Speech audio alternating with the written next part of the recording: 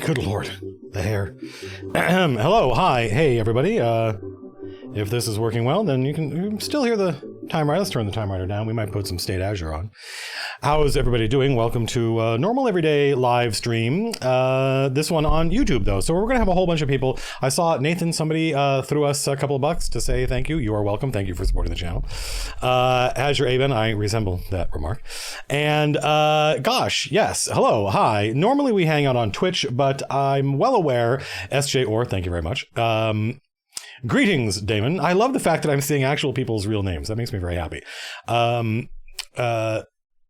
So yeah, this is not normal. No, I disagree. This is pretty normal. Why you remove Kickstarter to Brazil? Great question, Philippe. Bom dia, Brazil. How are you?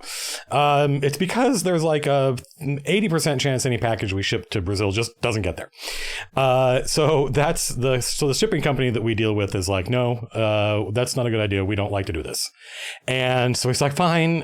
So people, if you're in Brazil and you want to buy products from us, generally speaking, there are companies. I don't know that. Thank you very much, William Parker. Thank you for the support. There are companies that are brokers that you can order from, and they will handle shipping for you. So if you're in, there's a handful of companies we don't ship to, and it's kind of why. Thomas Beswick, right? Why? It says why. I have no idea. I am not. It's State Azure. Oh God, State Azure stuff is so good. Fuck. Huge inspiration to me. And his stuff is so much better than my stuff. I want to be State Azure when I grow up. So yeah, thanks to State Azure for agreeing to let us use his music in the background of our live streams when we play games. It makes a huge difference for everybody. And it's way better than our nonsense. Yes, unfortunately, I don't have a t-shirt. So we normally hang out on Twitch. And if you're new to one of our live streams, mostly we talk about Dungeons and Dragons because that's what people want to ask about. Thank you, Damon. Thank you very much. Where did that red shirt come from? It came from the Amazons. Yes, many people are like, I've never heard Matt say fuck before. I probably, with this stream, it's labeled as not, this is maybe not going to, maybe it won't be on YouTube afterwards because we'll see. But yes, normally we stream on Twitch. The problem is that, I think that the broader audience for MCDM nonsense is basically on YouTube. And people who use YouTube hate Twitch. And we learned this may be a surprise for many of you. Twitch tells us who watches us on Twitch. We get metrics. And only about 13 to 15% of people who watch any MCDM content on Twitch watch any other content on Twitch of any kind. So that means that what I took from that was, this is a bunch of YouTube expatriates. Thank you for the money, Dave. Thank you for the support. No, you're the best, William Leitz. How long does it usually take for Strongholds and Followers hardback to ship? I actually don't know. A couple of days, I think, if you order it. That's an Anna question. What's my favorite running the game video? Right now, that's a good question. I think right now, I think my favorite running the game video is probably the role-playing video. I just watched it over again. And thank you very much, L. Bannister Hammond. So action-oriented design I'm very proud of, but I'm not dying to go back and watch it again as like a viewer. I watch my stuff pretty Dice Tyrants, thank you very much. That makes me happy. I go back and I watch my content. I feel like you've got to, as a creator, you've got to go back and read the stuff you wrote and watch the videos you've made to go, what do I like about this? What don't I like? And if you're not entertained by your own nonsense as a creative person, then why is anybody else going to be? At least that's my philosophy. Certainly some people. Hey, look, it's somebody from Warsaw, I believe is what that is. In Poland, I believe. Or am I completely butchering somebody's? So yeah, we hang out and we talk about all sorts of nonsense. We talk about movies. We talk about culture. We also talk about games. We talk about D&D. And if you're new, I often say things that upset people. There are shows that you probably love that I hate and I think are awful. There are movies that are games that so that always happens. This is not these live streams. They cover a wide range of topics, and people who tune in usually tune in because they're just keen to hang out with Matt and get some idea of what Matt's thinking about these days. Like for instance, Game of Thrones, pass. And there was actually, I should call this person out because it was good feedback. It was critical feedback, but it was good feedback. William Parker, it hasn't yet really begun. We can talk about that. Thank you, Curly Black. We got to figure out how to get money out of Google, because like some of the videos are monetized. Most of them aren't. Some of the videos are monetized, and we've done 2 live chats now. And people, do I always have those RGB lights? Yes. Did I see the new Tesla truck? Yes. What are your thoughts? Have you watched Mandalorian? Yes. What are your thoughts? Not woo, but yes, we have first time. I think a lot of folks here. What do I think about the SG concept? I love those 2 letters placed together like that. Yeah, the feedback was, man, it sucks that the running the game series is dead and you don't do them anymore. I don't even really care what you want to talk about. I just miss getting a video from you every once in a while and hanging out with you. Wow, $25. Thank you very much. I'm on Twitch, yeah, mainly for MCDM. Yeah, look at that. Crazy random name here. Thank you very much for the support. Have I seen his Dark Materials? No, although I'm keen to. Anna was a huge fan of that. And so I was like, we're going to talk about Nebula. Thank you, Stephen Leiter. Stephen Leiter? They pronounce it Adrian Veidt on Watchmen. And I'm like, that's not how you pronounce that. I let him play, Tyler, if somebody wants to jump in. How much do I keep from the donations? I think it's most of it. I don't know. So somebody was like, man, it sucks that running the game is dead. And I was like, it's not, what are you talking about? It's not dead. The rate of running the game videos has never changed and it's never varied. We have always consistently maintained a rate of 1 video every time I can think of something to talk about. And the nature of the beast is, and I think to myself, well, maybe it's time for us to broaden the scope of what we make videos about, because I've always been hyper focused on what's good advice for a new dungeon master. How do I help somebody be a Bjorn? Thank you very much. If you die and you come back, you'll be Bjorn again.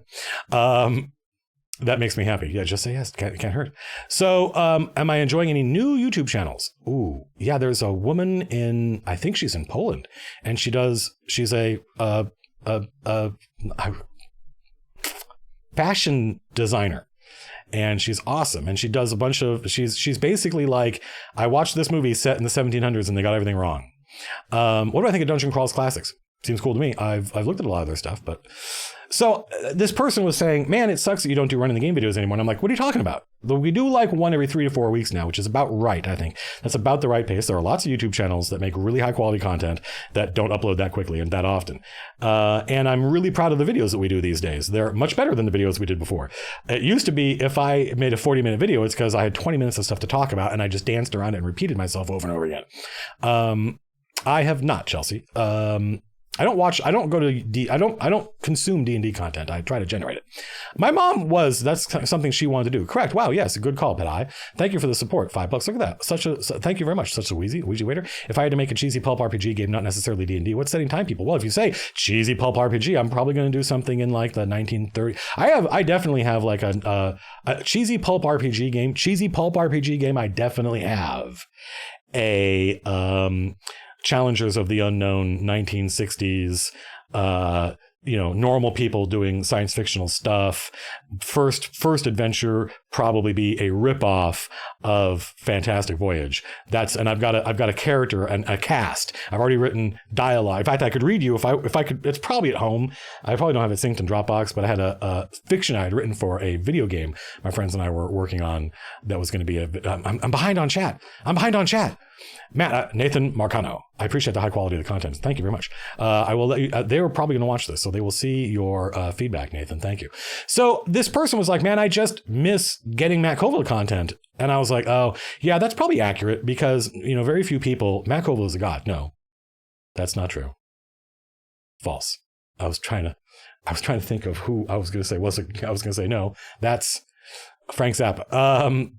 That's Kamasi Washington. I did miss the. Well, let's see. Can I click on these? Matt, I appreciate the high quality of content. Thank you, Nathan. We got there. For Vince, I almost brought Vince in, Robert. Thank you very much. Yeah, Amanda, you tune into Twitch every once in a while, but it's not where people go. If I had to I answered that one. Wait, we're going to get there. My mom was into costuming. Yes, she was. That's what she wanted to do. Warhouse Bard. Oh, God, thank you so much, Warhouse Bard. Warhouse Bard, one of the long-time staunch supporters of everything MCDM does. And that's I don't see any. What was the Eberron question? I'll answer. Thank you, Chris. We're not doing this to raise money. You folks don't have to. We just did Kickstarter. It's great. I appreciate all the. I really appreciate all the gifted chat stuff. Game advice, I have 8 players. How do I handle doing a skill check? Oh, I definitely will limit the capacity. I will say, like, if somebody wants to do a skill check on something, I will let them. And then there's the dogpiling. Have we not done a video on dogpiling? We should do a video on dogpiling. And the fact that, like, you got to limit who can make checks to. Sometimes you just got to say, no, there's no reason your character would know this or have a chance of knowing this. You're an elf, for Christ's sake. Has to do with human history. And no, you don't get to just everybody pile in. Physical stuff, it's like, well, if you want to take, there's usually a risk there. So I would say yes. Correct. Blood and Souls for my Lord Ariok. So I figured if I were to upload, we'll see how this goes. So far, it's going pretty well. If we do a running the game video and we upload that later that week, let's get on Twitch so folks can hang out, and that will scratch the itch for some people who don't necessarily. Am I on Adderall? No, I have a natural joie de vivre. So we'll definitely do a dogpiling video. Don't let me forget that. Did I go to college for what I do professionally? Well, what do you mean? Because what I do professionally these days is I guess what you'd call a videographer or a YouTuber. And actually, I did take a class on video production so that I could help the choir I was in college. Chevy Eustados, I saw that. Thank you. I appreciate that remark, even though the mods are going to kill it. But no, I didn't go to college to be a writer, although I did take a lot of stuff. I took a lot of classes. I took composition. That was pretty useless. What do I think about the Elric series? You mean the new one from I don't know who's making it or what it's going to be on, so I don't believe in it yet. How do I spell that Viv thing I just said? What did I just say? How's it comes not? There used to be, all my live streams used to begin with me singing. And I used to make what are the similarities between boomers and Victorians? Like, have you ever heard of an Iron Maiden? Not the band. Joie de vivre. Yes, correct. That was the vivre word. Joie. I have a natural joie de vivre. That's not ironic. It's actual.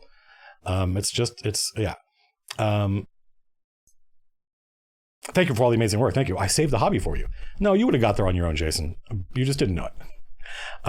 What's the difference between someone who publishes pro-grade module supplements versus... That's such a good question, Jason. God, this is such a hard chat. So we explained why we're doing a live stream and the plot for doing live streams moving forward. And then somebody asked a question. No, it was a college chamber singers group. So if you've ever heard of an Iron Maiden, like the actual thing, that's made up. That's nonsense. That was never used in the Middle Ages. That's more nonsense the Victorians created. The Victorians mythologized the Middle Ages to make them, to justify their own worldview. I think the boomers do the same thing, but in a different way. I think the boomers do the same thing. And just like the Victorians, for hundreds of years, people who came out of British colonialism just accepted the things the Victorians decided were true about their history and their past. And it took a long time to unfuck that. And so that's I think the similarity between the boomers and the Victorians is that every generation mythologizes their past, but the Victorians invented one. They made up stuff. You go read Barbara Tuchman, you go read Terry Jones, you learn how people really lived in the Middle Ages, and you go, God, everything I thought I knew about the Middle Ages is wrong. Incredibly useful tools for a dungeon master running a medieval game, which most of them are, is how do they really live? Not what do people say they lived. How do they really live? What are my thoughts on Eberron? I don't have thoughts on Eberron. I'm sorry. I apologize. So yeah, this is not as enjoyable as on Twitch. Is it because there are too many people? Is it because it's too... Don't worry, it'll calm down. What's the difference between... This is such a good question. Jason Terry asks, what's the difference between... And I have a very specific viewpoint on this. Other people may differ. What's the difference between homebrew nonsense and pro nonsense? Well, I will tell you, and this is a confession, everybody. What happened? Did the audio go bad? Somebody said he's back. In fact, let me make sure that I can communicate with the mods. Oh, well, I don't know. Yeah, nothing's happening over here. It's probably just YouTube screwing up. So what's the difference between amateur stuff and pro stuff? What's the difference between homebrew and pro stuff? Well, I would categorize Strongholds and Followers as being homebrew. That's a criticism. It looks pro. It's by definition pro because people paid for it, and it looks professionally presented. And I'm a competent writer, and so I was able to. The layout is good, the art is good. It looks like a professional product, but in my personal opinion, it is a very well produced homebrew. Now that's not bad. Homebrew is not bad. This is an observation. It's not. I'm not being cynical about it. The difference is collaboration. I believe that the way you get from homebrew nonsense to actual pro nonsense is you collaborate with other designers so that the best ideas rise to the top and they check each other. We all read each other's work and we check each other and we argue about how should this work? What's the best way for this to work? That's my viewpoint. I think playtesting also, it may be another axis you could judge professionalism on, in which case Strongholds and Followers got a lot of playtesting. We could do better. Thank you, a super Gami Guru Saman, whatever that is. Thank you if I pronounced that right. Yeah, exactly. Like how heavy armor was. Oh God, their armor was so heavy and ridiculous. That's something Victorians made up. Anyway, have I watched his Dark Materials? Alas, no. But I'm getting down to it. Confused about intelligence weapons. Why do they have stats? Because they're basically characters that can fight with you and disagree with you and take over. Exile could take over Judge. Would I consider a video on writing? Yeah, absolutely. We're going to do a video on how to be a better writer. It's going to be very nuts and boltsy because that's what you can action on. I actually did a whole lecture at Turtle Rock Studios, the company I used to work at. I used to work in video games. I used to work at Turtle Rock Studios. I worked on Evolve, and they had learning lunches is what they called them, where if you were an expert on a subject, regardless of what it was, whether it was what you did for a living or a hobby, you could give a lesson at lunch, and they paid for it. And they bought lunch for everybody. And mine was be a better writer. And the thing that amazed me was I did this, a PowerPoint presentation, the whole thing I can make a video about how to be a better writer, how to write professionally. And the funny thing was, lots of people showed up, but they videotape it so that people can watch it even if they couldn't make the learning lunch, even if Matt Colville leaves the company, which he did. So it becomes institutional knowledge, which I love. It's brilliant. And they were pitching a Stranger Things VR experience, which they did. And some producer said, hey, could you read this? This is the pitch. And I went, oh, cool. And I read it and I'm like, this is really well written. Who wrote this? And they're like, Andy the animator. And I texted Andy. I messaged Andy and I said, Andy, this is really good. And he goes, oh man, thanks. I watched your video. And I went, oh, wow. And that made me so happy that I was able to, just like making Dungeon Masters, I was able to make better writers. So we'll definitely do a video on that. Jaden A, this is what chat's like. This is what chat is like when there's 1,400 people in the chat. Are the monsters in the new book action oriented? The ones that are bosses and solo monsters are. Yes. Not all of them, but yes. Have I heard of Runehammer? No. Is that video available? No, it's property of Turtle Rock Studios. But I could definitely make another video about how to be a good writer, and we're going to. Oh wow, you have an 8-year-old daughter. That's amazing, David K. I love literature and fantasy. Read to your kids. Everyone knows, got to read to your kids. Holy crap. Oni10, thank you very much for the support. Good Lord. Bahrang. Yes, thank you for the $5. I already answered that question. Good. I got that. I got to that question. Thank you very much, Tim. You got to read to your kids. My mom read to me when I was a little kid, did all the voices, the Once in Future King, read The Hobbit to me. And my mom, so read to your kids. My mom took me to the library all the time, let me read whatever I want, didn't care. And then when we were older, my mom was doing a little bit better. We went to the bookstore every week and went to the mall every weekend. And we would both go to the bookstore together, and she would buy books and I would buy. And she never questioned what I wanted to buy. Didn't care. As long as I was reading, she didn't care. And so I was light years past other students in my class, all the way up into in terms of reading comprehension and the ability to translate. It has a lot to do with my ability to organize my thoughts in such a way that I can express them without sounding like an idiot. Mercedes Lackey. Who wrote? No, I don't think so. Who wrote that one book I There's some author who wrote a really fucking good fantasy novel. It's kind of set in a fantasy version of like no, this is not that. I don't think I read. No. Let me look. No.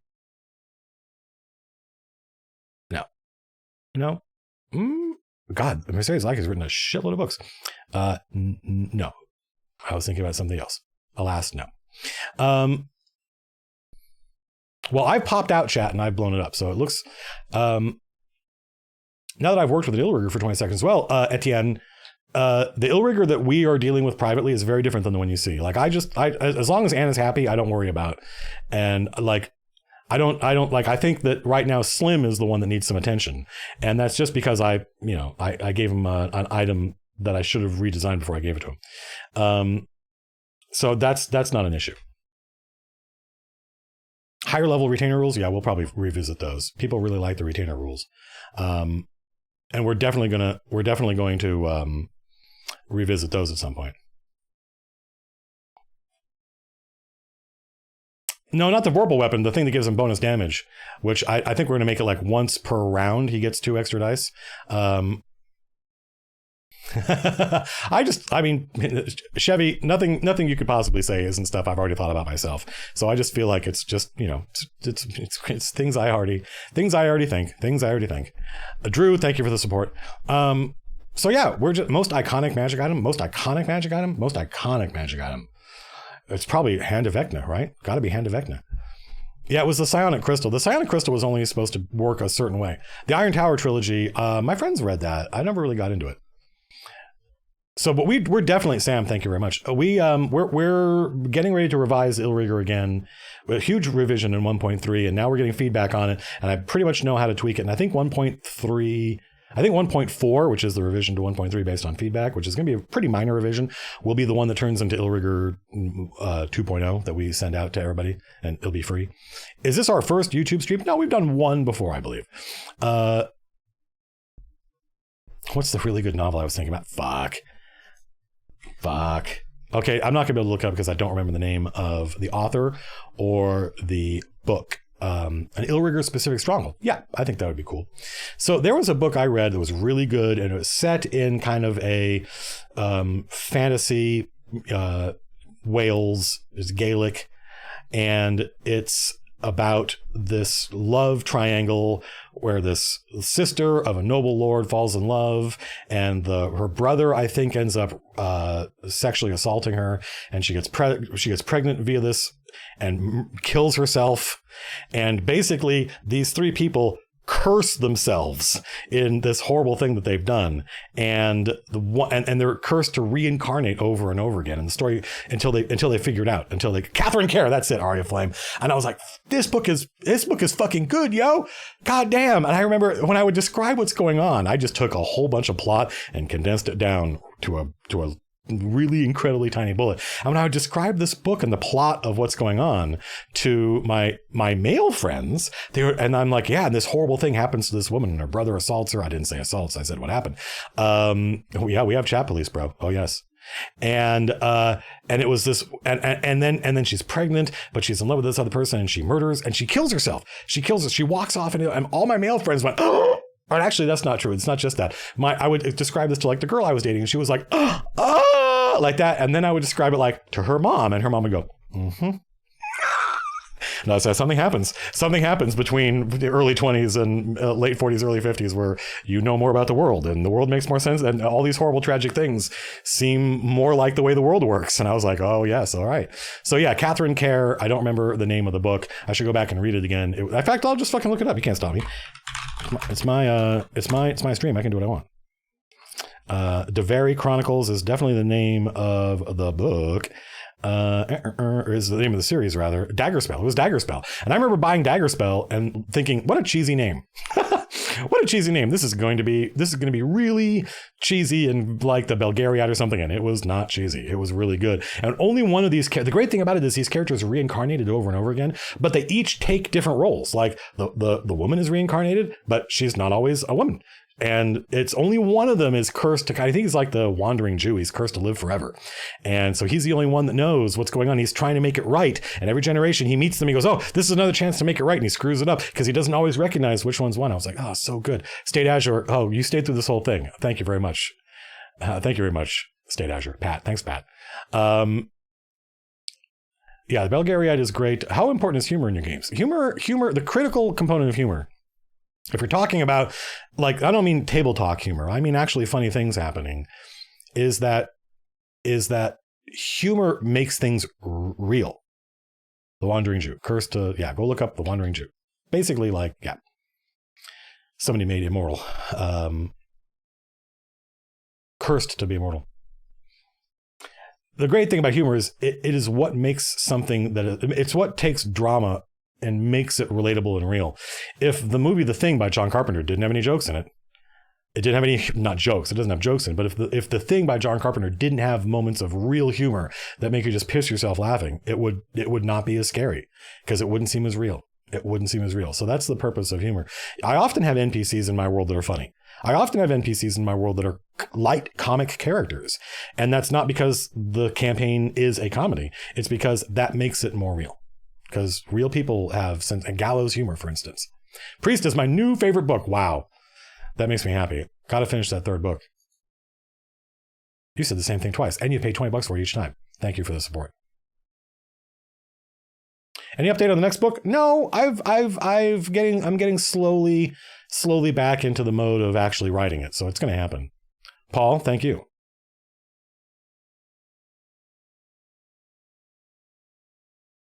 So like, for instance, you go watch Pink Floyd's The Wall. They made a movie out of it, and you watch it with the commentary on, and it's really interesting. And Roger Waters, who has a great sense of humor, he's rarely interviewed in such a way that he gets to express that.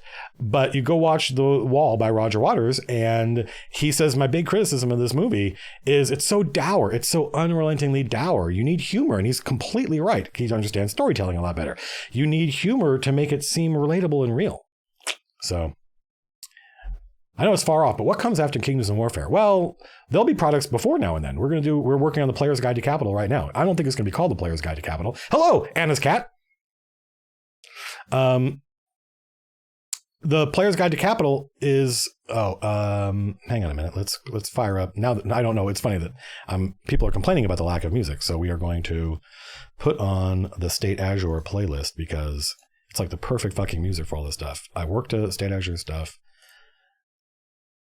So now I got to make sure that you folks can hear it, which I believe is just this. That's probably too loud. Tough to say. The Time Rider is running, by the way, but it's not good background music for me. Zanhorn, welcome aboard. So yeah, are my players working on the Capital book? Nope. No, we have writers. We have freelance writers. We have 4 freelance writers. Will Anna say awesome? Probably not. She'll probably be unhappy. If I do it right, she'll be unhappy. She'll be like, no, Exile, stop. In fact, I love Kate Bush. Kate Bush, I used to have a huge, giant Kate Bush poster over my bed. And I remember dating a girl, and she came into my house, and she saw it, and she went, uh-huh. And I was like, what? And I was so naive, I did not parse what she was saying. It was there purely because I was a fan of her work. And Kate Bush, here's my thing on Kate Bush. I honestly think that being a fan of Kate Bush is this process of, whether you realize it or not, you are making an agreement with her, and the agreement is that you will make art. She is such a profoundly iconic and original and uncompromising artist that you listen to her stuff, and you can listen to Kate Bush and like her stuff, but once you become a fan of her, you start to realize, oh my God, I've basically signed up to be an artist. Her music doesn't allow you to just be like, oh, I'm glad somebody made this. It's like, aren't you complicit? Don't you have something to do? Don't you have something to do? Yes, I do. What are my favorite Terry Pratchett books? I would say definitely the Tiffany Aching books. I think the Tiffany Aching books transcend a lot of the stuff that he did. They're so good. They're so good. That being said, I also like the Moist von Lipwig books. Really like the Truth. And I miss that cast, but I think he had problems with the Truth. He had problems with his main character in the Truth, and he basically redid the whole thing with Moist von Lipwig. He's like, this guy I like. So the Truth is sort of a Moist book, just with a different cast. Can I talk about the Illrigger updates? Oh my goodness. There's a lot of them. I sort of feel like I can't. Just because it would take so long to explain everything. What was the last really challenging idea I've encountered in fiction? Well, The Lighthouse is pretty challenging. Will Fighter be an MCDM product? I don't know. It's a good question. Favorite Kate Bush album? Great question. Probably The Red Shoes. I think if Ariel had been one album, and like that, the best 45 to 60 minutes of Ariel is probably as good as The Red Shoes. But for a long time, I thought all of her stuff was better than the previous thing. Do I plan on streaming these bits at more godly hours? Yeah, I don't plan to, but I would like to. What horror movie monster would I like to staff for my game? I don't know. That's a good question. $5? I don't know. If I had to, forced to at gunpoint, I would probably go with the Xenomorph from Alien.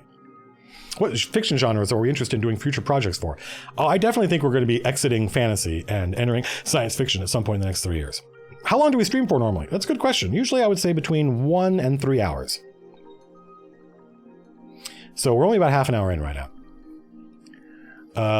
Movie recommendations? Go see The Lighthouse. Super good. How would I write a D&D movie? I would not. I don't think you can make a D&D movie.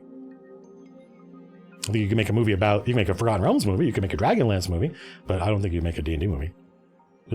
Stranger Things. Stranger Things is a D&D TV show. It's a TV show in which they play that. My players just tried to cheat in a martial tournament by swallowing contraband magic items. That's awesome. They tried to net hack their way out of a problem, Sean. Awesome. Like, I eat this magic ring. What intrinsics do I get? Oh my goodness. Have I watched Parasite yet? No, I've been kind of busy. Already moving to YouTube. No, Lawler Wolf, this isn't a move. I just want to make sure that the YouTube audience, many of whom don't go to Twitch, get some of the live stuff that we do. It's not we're not ditching Twitch by any stretch of the imagination. How do I feel knowing I've made new Dungeon Masters? Having a purpose changes you in only good ways. Well, it's a burden. It's a burden, but it's a good one. It makes me very happy. It makes me incredibly happy to know that this is my legacy. You know, depending on how technology plays out, people could be watching, oh, look, there is somebody who needs to be a mod. Make this person a mod. Add moderator. Thank you, Carrie. You know, 10, 20, 30, when I'm long dead, let me put it that way. When I'm long dead, people could still be learning how to play D&D from my channel. So that makes me very happy. When will the chain return? January. Jimmy Lee, that's awesome. How would an artificer stronghold work? I don't really know what an artificer is. That's never been something I was very interested in. No, we're definitely, in fact, if it wasn't for the fact that we were all taking breaks this month, people are in different stages of going on vacation. I think we'd be asking Adam Coble if he wanted to come down this month. So once we're all back. It's not that long. It's not that, it'll go by faster than you think. How much do we need to donate for me to never die? No, trust me. See, chat's already calming down. People were freaking out. Chat's already calming down. How to do Archimedes in D&D? That's a great question, Aaron. That's a great question, Aaron. I love the idea of, in fact, I like the idea of allowing your D&D campaign to progress technologically. Somebody just said something and it looked like the Automod got it, but I watched it. How much does a Trilexu tank cost? You know, Trilexu tanks are women, right? You know, they're pregnant women that are hooked up to machines and not allowed to. YouTube live stream, Daniel Friedman says. Yes, hello, hi. What will it take to make the Appendix N happen? We're definitely going to do an Appendix N series, but I've got other stuff I want to do that I think is more important. And generally speaking, I don't like. It's always dangerous for somebody in a position like me who has basically a microphone to say, hey, these are the things that inspired me, because then people will think, I must read these. And I don't want people to think that. I want people to just go follow their muse. That's what I did. That's how I got to here, was I just was like absorbing random stuff and there was no rhyme or reason to it. And so I'm sort of, I would like to, where's my kitty? My kitty's at home. I should have brought my cat in. I'll bring it in next time we do a live stream, promise. I would sort of like to free people from the burden of history, if at all possible, and say, don't feel like just because I've got a microphone and a video camera that you should be reading the stuff I read. A lot of the stuff I read had a huge impact on me, but it hasn't aged well. Go read. I want to roleplay more in the 2 games I'm in, but it doesn't seem like the other players are interested in roleplaying except our text chain. How do I encourage others to roleplay? Well, I did a whole video on roleplaying, Melanie. I think the Dungeon Master can do it. I'm always skeptical of people that say, how do I get my players to roleplay more? Because what they're saying is, I worry that what they're saying is, how do I get them to have fun my way rather than their way? Well, they should be allowed to have fun their way. It just might mean you need to play with other people. I like to fight around. Not play with them. If you're having fun playing with them, play with them. But it's compromise, right? You got to adjust the things you want, and there's more of them than there are you. So, you know, it's always tricky. But I think that my friends that I played with when I was teenagers, they role play a lot more than they did then, but it takes years of doing it all the time for people to get comfortable with it. Most people aren't actors. Most people don't,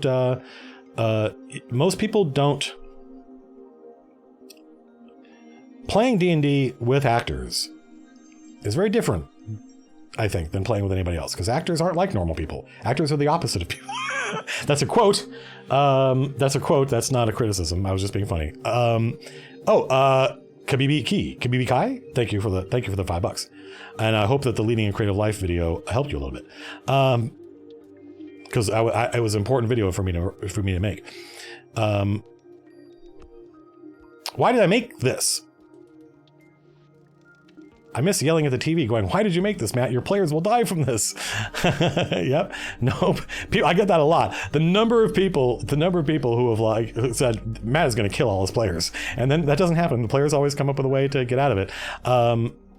What comic books do I recommend? Lock and Key? Yeah, why are actors different players? I don't mean actors as in the player type. I mean actually people who have, and I'm somebody who's known actors all my life. The issue is that, send kitty pics, I would love to. The issue is, and this is something I think about a lot, because I think about what makes a good D&D stream. Am I watching The Mandalorian? Yes. I don't know if I'm going to continue watching it. It hasn't really hooked me. It's not bad. What was the Kate person? Kate Bush. How do people not know who Kate Bush is? Well, I know how. That's what happens when you make 2 albums in 30 years. What is a nonfiction book that would be independent? What a great question, Daniel. Certainly Terry Jones's Medieval Lives. It'll take you a weekend. It's a short book, and he's an actual historian, and he used to be in Monty Python. And don't watch the TV show. It's terrible. Go read Terry Jones's Medieval Lives. It will really change how you present feudalism, how you present peasants. A lot of that stuff comes out of the Victorians, and it's all nonsense. Any advice on becoming a lightning sound designer for a nerd culture company like MCDM? Alas, I do not have advice for that. Actors are trained. This is the process that actors go through. This is critical to being a good actor. Actors are trained to, 1, allow themselves to experience emotions. Just that is hugely different than normal everyday people.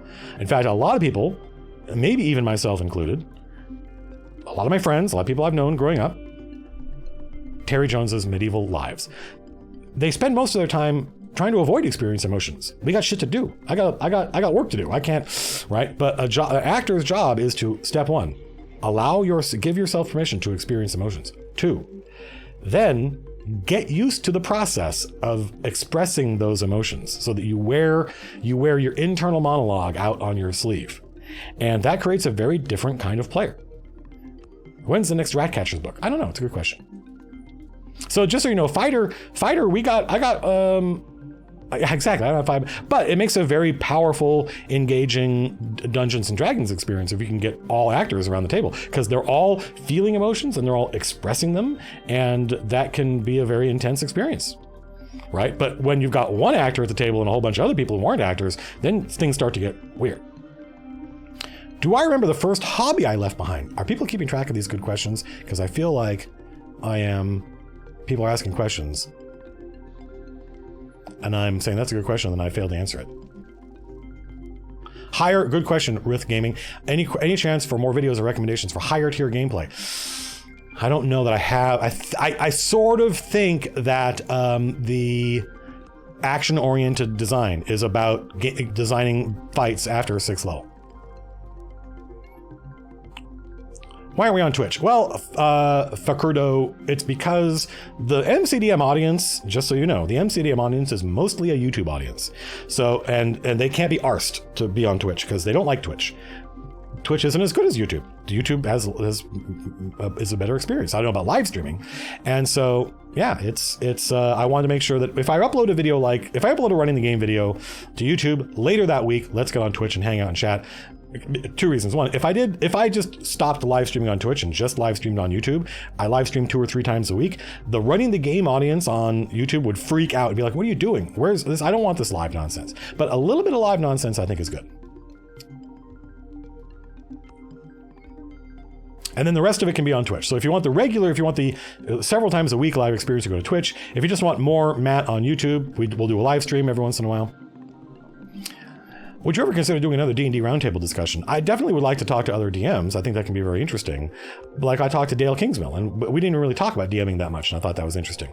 I'd like to do more stuff like that. I feel like the chats that we had those were really good. Go watch those. And I would like to see more things like that, just with a wider variety of people. How did I make my way into video games? I didn't ever do game design. I am on the deck of this is the deck of the Starship MCDM. So Mr. Pong232 asks how I got into video games. This is a common question I got. Should probably be in a FAQ if we ever did a FAQ, frequently asked questions.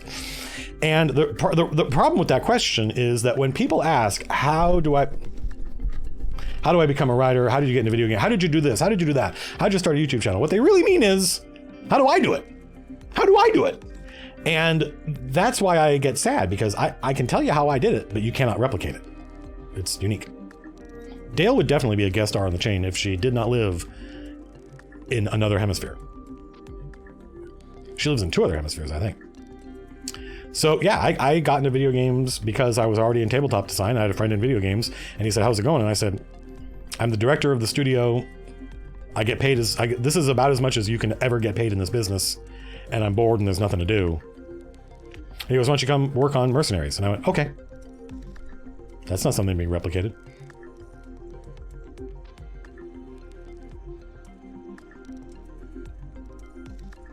Yeah, how do I do it? I don't know. I don't fucking know.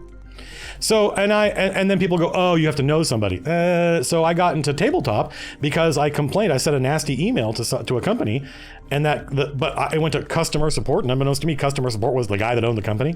And he just wrote back and said, you seem to know a lot about this thing that upsets you. Why don't we just hand off being in charge of that to you? And that was a huge important lesson. That guy managed to take an angry fan and turned him into an employee, basically. And so I didn't know that guy. I just emailed him. And instead of him being like, hey, fuck off, he was like, if this bothers you and you know so much about it, why don't you help us out? And I went, okay. So that was my first job in games. Second job in games, I knew somebody. Third job in games, lead writer for Turtle Rock Studios. I had never heard of Turtle Rock Studios. I knew nobody that worked there. They just put an ad up in Gamma Sutra, and I was like, that's me. All the things they want. There aren't a lot of people that can do all those things.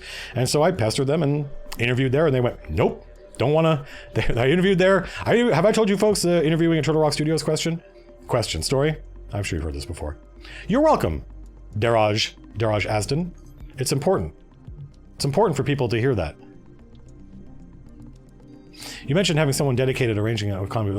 Who would I hire? I have no idea, but So I interviewed, I had my own tiny little video game company, that myself, a programmer and an animator, and we were pitching I think like an iPhone game to Warner Brothers. Warner Brothers had bought the rights to the Midway license and a bunch of other stuff. So all these classic 80s arcade games my friends and I grew up with, they had the rights to, and they wanted to translate into iPhone games, and we were like, perfect, that's exactly what we want to do. And so I had literally just pitched our version of Marble Madness, which was a playable, we had already done it. You could play it. We had done it. The graphics weren't done and stuff like that, but we didn't get the gig. And the reason we didn't get the gig was because they wanted to work with this one person they knew. And by the way, no game ever happened. So, but I got an interview at like 3. So I pitched at 9 at Warner Brothers, drove my ass down. And how good am I at programming? I would say not at all now. Lord Durock is typing in the secret Matt communication channel, which attention must be paid. When Lord Durock speaks, attention must be paid. Lord Durock has stopped typing. Emergency is over. F. What was that type? Oh, so I drive down and I'm dressed basically like this, right? Which is how I dress normally. I'm wearing slacks. I've got my Thursday boots on. I've got a polo shirt on, and I walked in and I was like, hi, my name's Matt Koval and I'm your writer. I love everything you guys are doing. And they were like, who is this guy? And there were two things. A, my attitude, I was definitely still in pitch mode. A used car salesman mode, which some people think I'm in all the time. Thank you for the support, Brian. Well, don't worry, you'll be able to buy that stuff when it comes out. So that was the first thing, was I was definitely in pitch mode. And the second issue was, I said, the actual quote I used was, I like to fight for my ideas. I said, I like to fight for my ideas. And that is because I came out of the design pit at Pandemic Studios, Mercenary 1 and Mercenary 2. And we would just have these huge knockdown, drag out arguments about how should, man, you cannot imagine how, maybe you can, how strongly designers argue about auto aiming.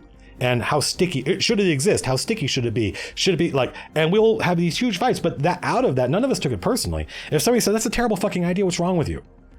That wasn't an insult. That was to the person. That was the idea. And we said, go play this game, go play this game. And we would literally do it. We go, okay, fine. If I have to go play this game in order to have an argument with you, I will do it. Right. And so there's all sorts of stuff like that. And they were like, we do not want to hire somebody that we have to argue with. And I was like, fair enough. And my friend Phil, whom you have all met, he's on the stream. Phil's reaction was, and this is a direct quote, that dude seems like he would be exhausting to work with. But I was very lucky. I had somebody on the inside who didn't know me. I didn't know this person. His name is Jason Anderson. Go look that guy up. He should be a legendary figure in games. He was one of the guys behind Wasteland and Fallout. Those were his ideas to one extent or another. And he had been in charge of hiring writers and casting actors and doing all this before. And they had kind of put him in charge of finding somebody. And he's like, he emailed me back and he said, they're going to pass on you. You bombed. He goes, but I think you're the guy. So let's work together to get you a second shot. And I was like, okay, yeah. And he kind of coached me a little bit, and he didn't tell me what to say. He told me what I said that was wrong.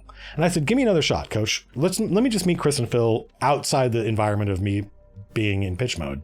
And what I kept doing was because now I knew what the game was. They had showed it to me, Evolve, and I had ideas. I had like the idea of the heroes being planet tamers. I had just read Robert B. Parker's first Western, Appaloosa, which they made a movie out of. It's really good. Go check it out. And I stole the idea of town tamers. And I was like, that's cool. They should be planet tamers. They come down and they make it so the colonists can make a life there because they kill all the local wildlife. And I said, they should be called planet tamers. And it should be like this. And it should be this. And I kept throwing ideas to him. And he's like, this guy doesn't quit. And these ideas, and he would put those ideas in front of Chris and Phil, and they were like, that is a good idea. Actually, we should call him Planet Tamers. And so they went like, okay, let's bring this dude in. Jason Anderson, JDA, Jason Anderson. I actually don't know Man Horse. I haven't talked to that guy in a while. And so, yeah, we got together and had another meeting. And in the second meeting, I was more normal. I was more like normal Matt. And they were like, okay, yeah, we seem pretty cool. And only a couple of weeks later, I remember I said something in the middle of the office, and Chris Ashton was like, man, I'm glad we hired you. He really enjoyed working with me. And I love Chris. I love Phil. Chris is a great designer. He designs like a writer, which is funny because I think I write like a designer.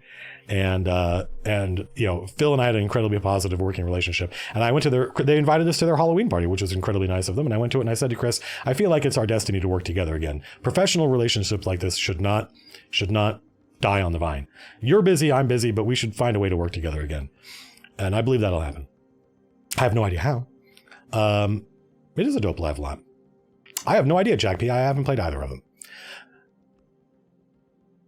What's the most challenging NPC I've ever had to design and play as a DM in terms of getting into the character? I've definitely had Mark Wood. I'm not tired. I'm just old.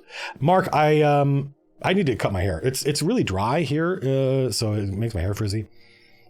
I definitely had NPCs that I felt like I knew how to play on paper, but when it happened, I failed.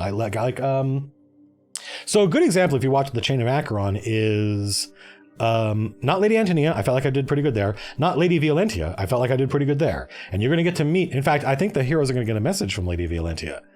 But who was the Dragonborn knight they met? Who was the Dragonborn knight they met? That they almost murdered because she was going to go tell the church. Lady Orozavar, correct. Yes, Lady Orozavar. Yes, Phil, yes. So Lady Orozavar, I definitely had an idea of who she was, and I think the players would have really liked her. But they failed to... Often my NPCs are predicated on of the first impression, and I have an idea of how we're going to introduce this NPC. And if in the moment, because things are eventuating differently than I imagined, I have to present the NPC in a different way than the way I had planned, often the players never get to see the version of the NPC I thought this character was, because things kind of go off the rail. And Lady Orozavar was like that. They thought of her in a manner differently than I expected. So So that was, what about the guy at the docks? Wasn't there a dude at the docks that I thought, so that happens, I think about 1 out of every 5 times. No, you got it right, Carrie. I think about 1 every 5 times I introduce an NPC. So, oh, thank you, Stephen Litter. In fact, I'm gonna hang on to that so it doesn't go away. About 1 every 5 times, like we had to kind of do almost a course correction. The Zorge. I love Zorge. I thought Zorge was great, but the players didn't like him at first until after we were done playing. And I think it was Tom Schmuck was like, man, I love that guy. That guy's awesome. And then Phil was like, yeah, actually he is cool. And the players kind of changed their tune on him because it's sometimes, people with convictions who challenge the players don't like that. They don't like being challenged, but that's where drama comes from. And so often it takes a while for the players to go, oh, this guy's not actually an asshole. We're just mucking around in his sandbox and we have to work something out. So nothing to do with D&D. What about an artificer stronghold? And I don't know anything about artificers, Daniel Thorpe. And in fact, as far as I know, they're not open. Go look as are artificers in the SRD. I predict they are not. So yeah, there's we're on YouTube. Hi everybody, Matt Colville here. This is YouTube, or YouTube if you are British. And a lot of people don't like YouTube. I don't have a problem with YouTube. I love YouTube. I use it all the time. People blame Google for stuff that's actually the federal government's fault, and our legislature and the laws they pass, and Google does what Google does because that's what the law says. And there are things they could do better. Don't get me wrong. There are definitely things they could do better, but I'm not one of those people who's constantly pissed off at YouTube. I recreationally watch YouTube many, many hours every day. That's probably not accurate. An hour or 2 every day. Is that many? But there are lots of YouTubers who are upset at, there are a lot of YouTubers who don't like the YouTube ecology and they get screwed by it. They've been demonetized and they don't get good communication. And so there are different companies that are trying to compete. Linus Tech Tips, Linus Sebastian's a huge hero of mine. One of the people that inspired me to make my own YouTube channel. That guy has done remarkable things, success far beyond anything I think we have the capacity to do, because I don't have that guy's energy. I don't have it in me. He's not only does he upload a video every day, on multiple channels, he has successfully transitioned his company away from being the Linus company, and he's managed to hire people who are not only able to help the company make videos, but can be presenters. And that's not easy. So they've done Floatplane, and I think Floatplane is intended to be a YouTube competitor, but I've never seen any reason to use Floatplane as a consumer or content creator. I don't know anybody who uses it. Nobody talks about it. So as far as I know, that thing is still in beta for all I know. Meanwhile, there's some other website that I had never heard of until 4 or 5 days ago called Nebula. Watch Nebula. And I'm like, but somebody on Twitter that I follow who makes YouTube things is like, hey, I made a video for Nebula. And I was like, fuck is Nebula? And so I click on it and I'm like, oh, it's like a YouTube competitor. Oh, okay. Well, interesting. Interesting. Creator owned. The whole company, they say the company is creator owned. I'm like, don't know what that means. Don't know how they monetize. Don't know what their plan is. Don't know anything about that. But I was like, interesting. And this is how viral marketing works, right? Nebula didn't buy an ad. This is literally viral marketing. Nebula didn't buy an ad that ran on a channel that I was watching or anything like that. It's just word of mouth. And so now I know about it. I went from not knowing about it to knowing about it. Okay. From their point of view, successful viral marketing. Then just today, one of the YouTubers I follow, 12 Tone, who deconstructs, he's a music theory dude who makes videos about what is going on in this song. He's going to deconstruct it exactly. Why does this chord change to this chord change affect this emotion in people? And what's going on with this rhythm? And why did it change and how? And where did it come from? And they're very technical. They're very fun, educational, technical music theory videos. And I've now got this gigantic musical instrument behind me and I'm interested in that stuff. He uploaded a video to Nebula. It's not on YouTube. You want to watch it, you got to go to Nebula, about The Prisoner, which is a colossal TV show from the late 60s, hugely influential, crazy, crazy show. Insane. And I blew my mind when I watched it. I was the early 20s. I was in college, pretty much the right age for this. I was like, what is going on in this show? It's amazing. And I'm like, why is 12 Tone making a video about The Prisoner? Well, gotta click on sign up for Nebula to find out. And I did. And I'm like, that's how you do it, folks. That's how you get people like me. And normal as a YouTube viewer, I'm probably a power user in terms of not in the channel, but as a consumer. I probably consume a lot of YouTube. But a YouTuber, I already knew about it. Step one. I already knew it existed. That was important. If this had been the first time I heard about it, I might have been like, I need to know more about this. But no, I'd already heard about it once. So I had learned a little bit about it. I was primed. The prompt was primed. And then a YouTuber I follow made a video that surprised me, the surprising content that I could only watch. If it had been just another normal 12-tone video, I would have been like, well, I'm sure he'll make more videos on YouTube and this is just a different kind. Nope, this was a very different video for him. And I'm like, man, this is effing cool. So yeah, that's how you get somebody to sign up for, your YouTube competitor. So, and it's only $3 a month. So this is interesting. There was a great interview on the Charlie Rose show. This is 10 or 15 years ago. This is years ago. This might even have been before YouTube existed.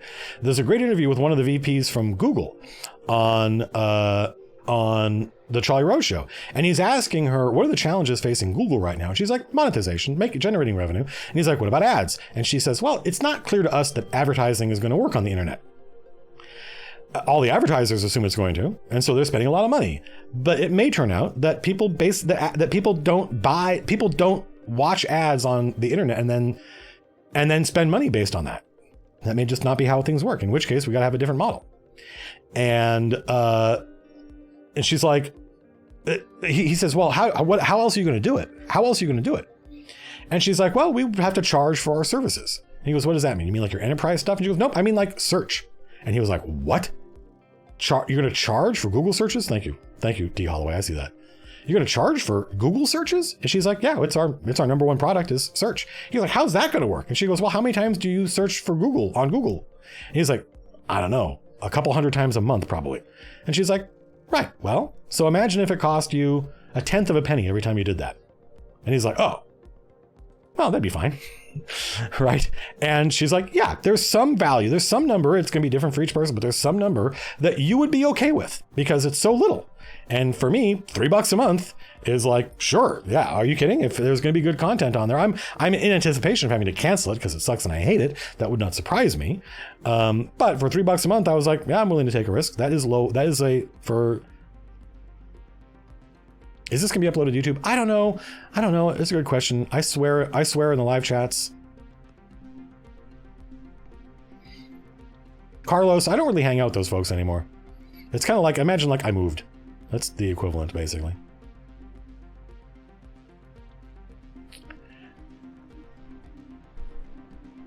I feel like chat is slowing down.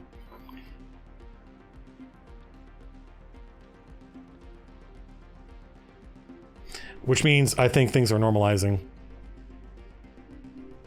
which is good. You know, the one ad I did buy, well, the one thing I did buy William Broyles from an ad was gaming paper, which I thought was great. I saw an ad on RPGNet, banner ad, and I went, that looks cool. Click. And I was like, yep, I want this. And I use gaming paper all the time. Elliot, I love your stuff. It started as a race. I think it was a race to 5,000 subs with Jay. It wasn't really a race to 5,000 subs. It was mostly a way to each of us to motivate the other to make more content, really. Justin, oh my goodness. Afternoon, good afternoon. Thank you.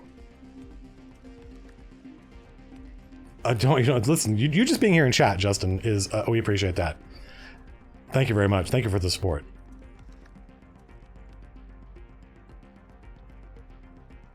Well, it could be, I don't upload the chain to this YouTube channel. I upload it to the other one.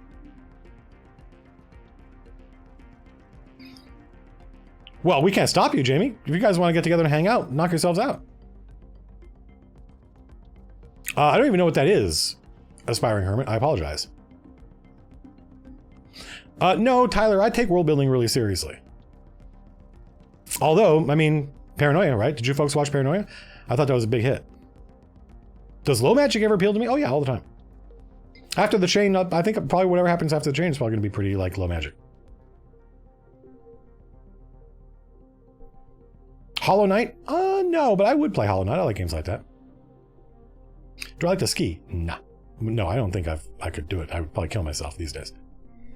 Yes, Brandon Jensen, the live streams are uploaded to the second channel. We have a second YouTube channel It's called MCDM. Probably somebody, a mod, can link you to it. But all of a lot of our live content goes up. All the games we play, Circus Maximus is going to go up there. Goes up on the second channel because we generate so much live content compared to scripted content that if we uploaded all of it to the same channel, it would become the live content channel. And the scripted content folks don't want that. I have not, Carlos. What level will the chain be? What level will the chain be by the time this game finishes? I would guess around 15th level. I love hex crawls. I have it in me to run one again. So same world. I'm not ever gonna do a new fantasy setting. Why would I do that? Good Lord, I've spent so much time on this one. What's a really bad fan interaction we've had? Well, let me put it this way. Don't try to seek us out in the real world and basically try to like hunt us down and confront us at 1 a.m. That's not, go talk to your therapist because you probably have not taken something that you should be taking. I read the Death of SBI article. Yep. See, people were like, what is Matt talking about? But yeah, you got to go read if you're interested in that. The TSR killed an entire hobby. Oh, thank you, Jake. I appreciate it. And thank you, Chris. Thank you for the support. What are my thoughts on 3D printed miniatures? I don't really have, I like 3D printing as a technology. I don't know that I would, well, I do another Paranoia game. That's up to the players. I don't really think of until you can make resin cast or injection mold, stuff that's as good as that, like better than Reaper Bones, for instance, with 3D printing and make it quickly, I'm not really that interesting. I like 3D printing as a technology, but not for making minis.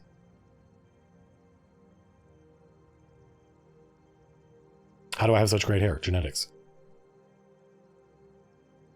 I've written myself into a corner. What should I do? Orcs attack. Stephen Hogerl.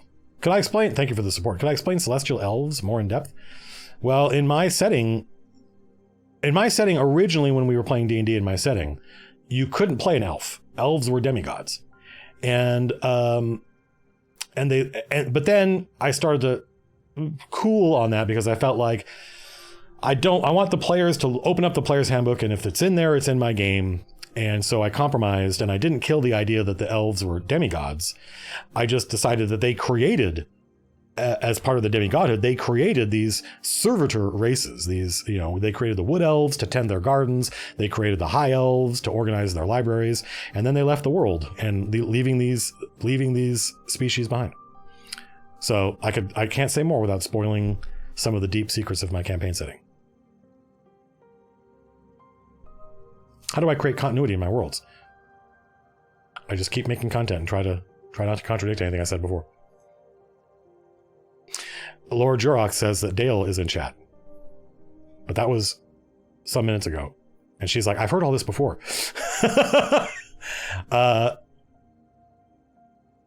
Is Dead World under Black Star a fantasy world? No, I think it's science fiction, but we'll see. Do I get pre-season jitters? I mean, pre-session jitters? Yes. And in fact, they're so bad. When I stream now, my pre-session jitters are so bad that you basically can't talk to me as a person. I'm just going to snipe at you and be a dick because I'm not running D&D anymore. I'm doing this crazy production that generates revenue and people watch and judge and talk about. And it's so nerve-wracking and stressful that it has a profound negative impact on my quality of life. So I just tell people, I say, don't forget, this is stream day, and I'm busy, and I'll see you at the dinner table.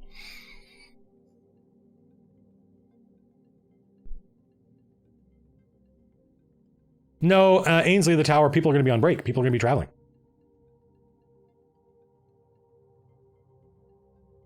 Any thoughts on the Elder Evils book from 3.5? I've never even heard of that. Was there a different title? Do I get writer's block? There are times when I have to write something I don't want to. Is that the same as writer's block? And in those times, I try to figure out, why am I not interested in writing this? Oh, because it's boring. And then I try to figure out how to make it exciting. And then I write about it.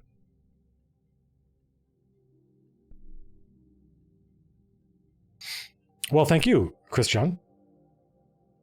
Son of Christian.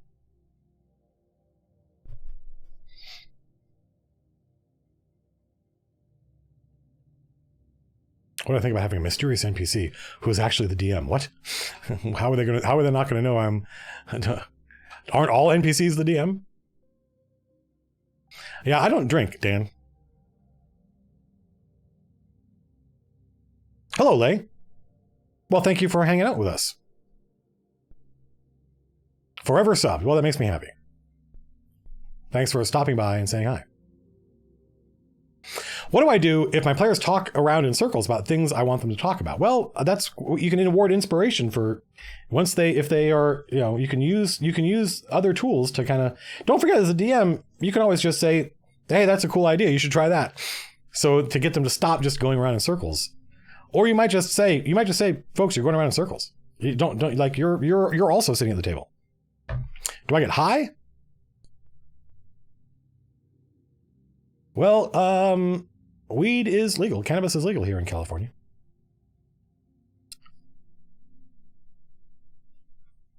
I feel like we're kind of getting near the end of this stream. People have asked a bunch of good questions, and we've had a pretty typical. This is a pretty typical. If you've never hung out in a Matt Colville stream before, this is pretty typical of them.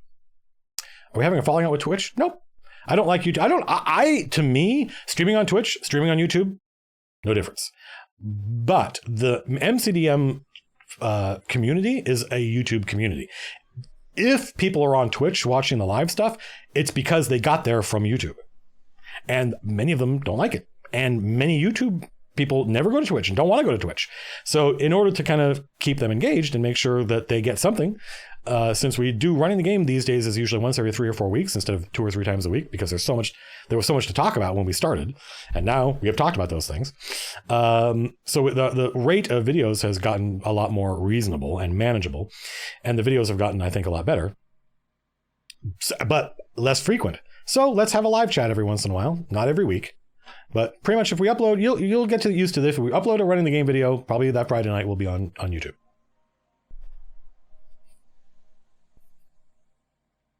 What do I think about giving some science fiction items to my PCs? That's purely down to the tone of your campaign. Totally doable. I will bring Vince next time we stream. I'll try to remember to bring Vince next time we stream. Is Asmodeus the head of the Court of Seven Cities? No. The head of the Court of Seven Cities is currently Farion. The court serves the Seven Cities. And the Seven Cities are all equal. Why don't I like Planescape? It's the personal reasons. It's just down to taste. Have I used Collaborus myself? No, of course not. No, I say of course not, but I say of course not because of the manner in which Collaborus was created. Collaborus was not something, I didn't make Collaborus for me. I didn't make Collaborus as a place. I did not make those videos. Collaborus was collaborative. Because I was trying to create a world for people. I did it because I wanted to show you how easy it was for you to make your world. Look, man, you could do it in a weekend. We didn't do it in a weekend because I had to explain I was explaining everything and I was taking feedback from the audience. But if I just sat down to make a local area like Collaborus, that would only take me maybe one day, maybe 8 hours. No big deal. And I was just trying to show people how I think and how you do it.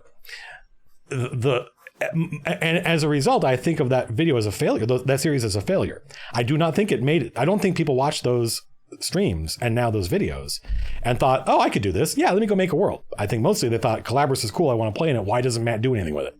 That wasn't the goal. Your 8th session, Bros Jot. Awesome. And you made 2 more DMs. That's super hot. That's super awesome. You're an NS. When have Google money, I guess? AJ Frank, thanks. I don't know how to get money out of Google. Google emails me every once in a while and goes, by the way, you haven't finished setting up. We have all this money that people have given you from the last live stream we did, which was months ago. And a couple of our videos are monetized. And they're like, we have money here. And I'm like, I don't know how to get it. So we got to figure that out. Thank you, Kale.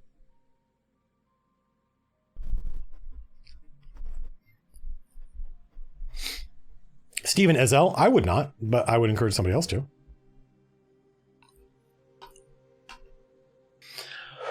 Do I read self-help? No. Oh, well, good. People are like, good. No, people are like, this is exactly what I use Collabors for. Great. Awesome. Well, I don't see that. I don't see people saying, thank you for the Collabors stream. It inspired me to go make my own thing. What I see is, why don't you do anything with Collabors? When are you going to do something with Collabors? When's the next Collabors stream?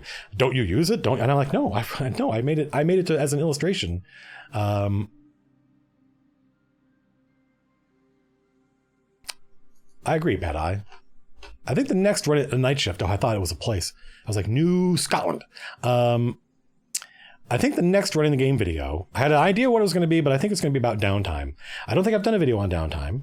And any quick advice for PvP and D&D? If you're trying to do PvP and D&D, I think generally you're playing the wrong game. Nova Scotia. Yes. In his case, night shift, but it could have been Nova Scotia. So AJ Frank says, with the Kickstarter done, will I be able to take days off soon? I can take days off if I want to. I don't want to. I like what I do. I'm here because I love this stuff. I'm here 6 days a week, typically. And I look forward to coming into work. It's not, there were times during the development of Strongholds and Followers where it was really tough emotionally because some things were happening that were out of our hands and were frustrating and I didn't feel like I have control over them. But that's not true now. So I like it. It's stressful in the sense that there's a lot to do and I want to do it right. And there are people waiting on stuff. It's stressful, but it's a good kind of stress. I agree, Nick.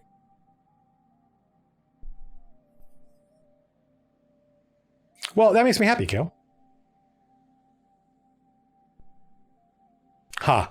Yeah, it has something to do with the Google Money thing, has something to do with the fact that, like, I think when I gave them my tax info, the company ID still has the wrong address or something. And so it went, this didn't work. And I'm like, oh, I don't remember what the right thing is. I can find it out. And I will.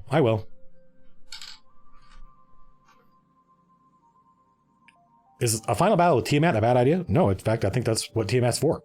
I think that's why there is a Tiamat.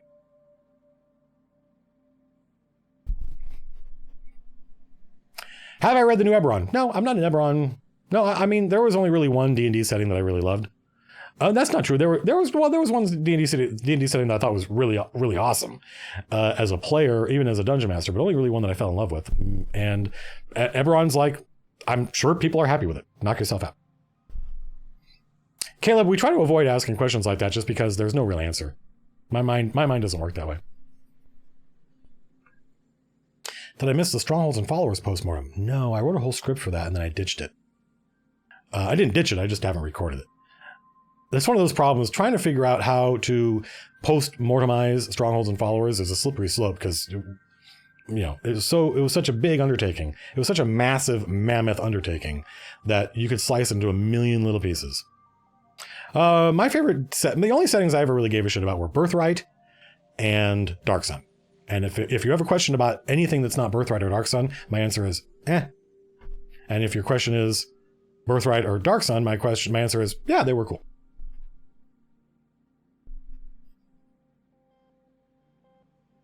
We are definitely, in fact, uncharted territory. I think you're going to get another One Fighter at a Time video this year. There's going to be a point where I'm going to be coming in 6 days a week because I made this place on purpose to be a place I liked, but no one else will be here because we're going to be on vacation. And I think that's when I'll record One Fighter at a Time. I was already actually doing the script in my head on my way into work the other day. What did I like about Birthright? I love the world. I love the world that dude made. In fact, I think I would have liked it more if he hadn't D&D'd it. He dumped a bunch of stuff in there that he had to because it was going to be a D&D product. And I could tell. I was like, oh, this is the only reason these guys are in here is because they're in D&D. I could tell. But yeah, the rules and stuff like that, we didn't use. We had our own homebrew stuff. What exactly did I do for video game companies? I was the lead writer at Turtle Rock Studios, and I was the lead writer on the Mercenaries team at Pandemic Studios. Well, Curly Black, I wish it was an Anna problem. Alas, it's my own personal account. Magic 7, the way you sell Dark Sun is you just go look at some of that Brahm art. I would not do as good a job. I don't stream from home anymore. That's correct. And I like it. I'm learning how to, nowadays when I go home, I play Hearthstone, I watch movies, I watch TV, I listen to music a lot. I've gotten now in the habit, as some of you know, because I'm going to YouTube about this, of listening to vinyl. I listened to a great album. Nina Simone sings, not Nina Simone, Sarah Vaughan. Sarah Vaughan sings the Mancini songbook, which is a very obscure album. And mine was actually from 1965 and smelled that. I was, this is amazing. It sounded great too. So I get to do that now. And stuff like this, live streaming, anything kind of work related, I do here. Would I run a Dark Sun campaign on stream? No. But I would run Dead World under a Black Star. Dead World. Black Star.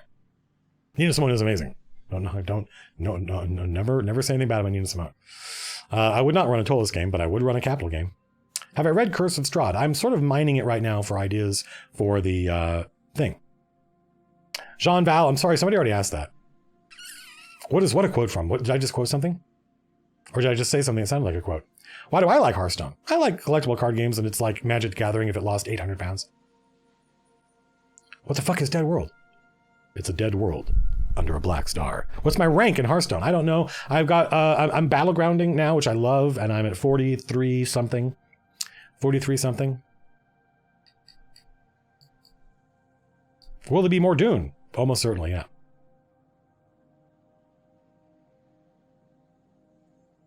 So Dead World under a Black Star, I assume all of you know what Dead World under Black Star is.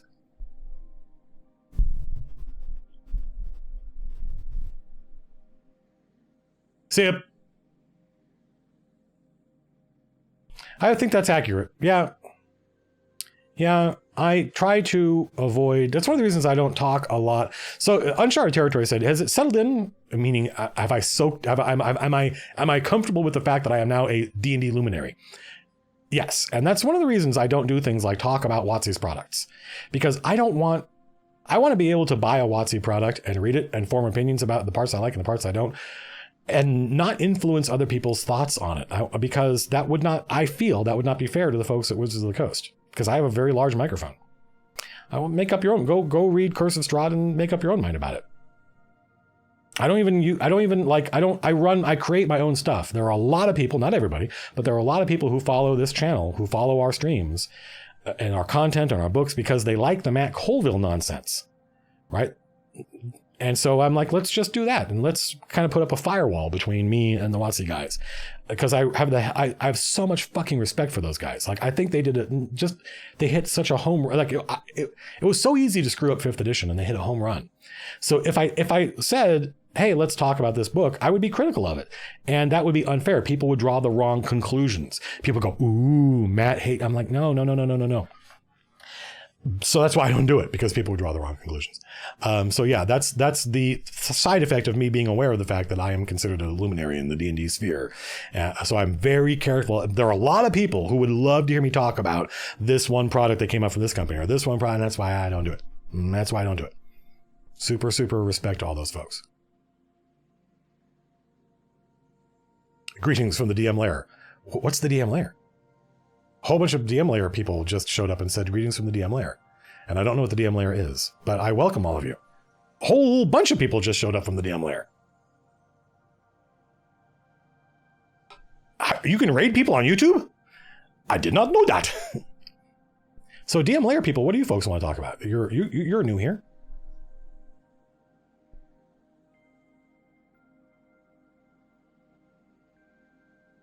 That makes sense. That sounds, if you want to go fight a DM, you got to chase them down to their lair.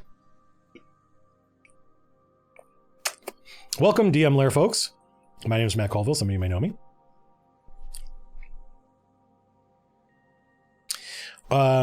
Matthias, well, we would probably try to stop you because you're pirating our content.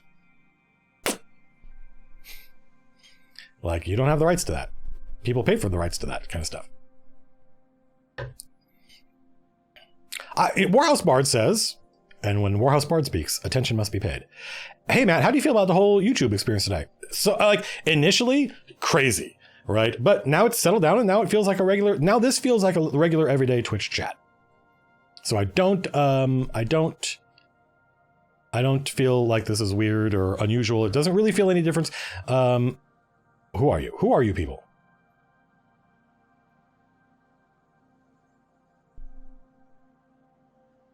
I guess I always thought about it as being a function of Twitch, like an actual, like a command in Twitch.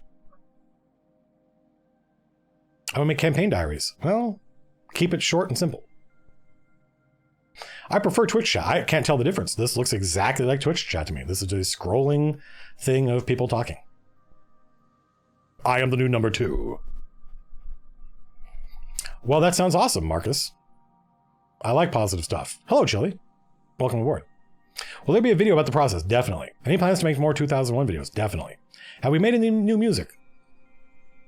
Not really. I did fool around with the Time Rider recently and trying to get ready to make a Eurorack video in which I said, what's the coolest thing I can do with just a collection of cheap modules? But then I discovered that even these cheap modules was still like $700. And I was like, this isn't.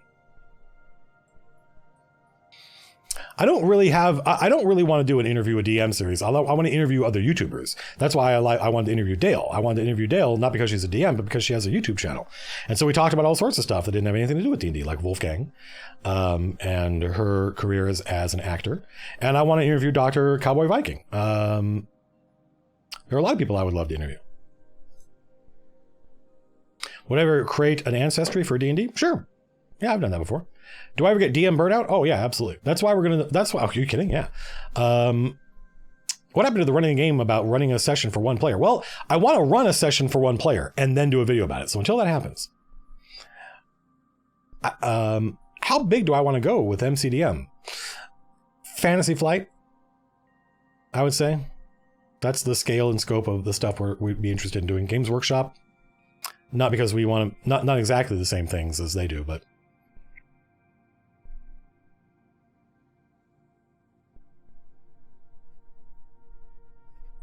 yeah, I knew the guys. I was on the phone with Christian Peterson back when they were a tiny little company. And he said, I think we're going to had a huge hit game. And he said, I think we're going to want to make board games. And I was like, why would you do that? And then I figured out why. How is the Player's Guide to Capital coming along? Really well. In fact, I'm here talking to you folks instead of editing submissions from the writers for the Player's Guide to Capital. So when I'm done with, actually what I'm done here, which is going to be soon, I think, we've been streaming for an hour and a half, which is about right. I'm going to probably go eat and then come back and spend another couple hours. I'll be here probably late. Just going through the submissions. My oldest D20. Thank you, AJ Pickett. Thank you for the support. I have a D20 that I bought when I was, I have a black and red Chessex, no, Koplow, Koplow, Koplow. I love those old dice. I have a couple of dice left. I have a D4 left and a D20 left, I think, from my original set of Koplow dice that I bought in 1988, I think. So it's a great question. Why is there so much gaming and gaming adjacent business in Irvine? One reason, a company called Interplay. I guess Blizzard, Interplay and Blizzard. And everything else is those things rising and collapsing at different rates. MCDM Eurogame when? We would never make a Eurogame. I don't like those. Yeah, I know what you're saying, Kabibi. Don't worry. I mean, worry, but don't worry. So we're not going to stop right now because a whole bunch of people just joined us. I don't imagine it would be difficult uncharted territory if you had a humanocentric game for non-human characters to feel relevant, because they'd be extraordinary, right? I think it'd be the other way around. No, you rock, Beoban. What's the first hobby I left behind? That's right, pun in a million.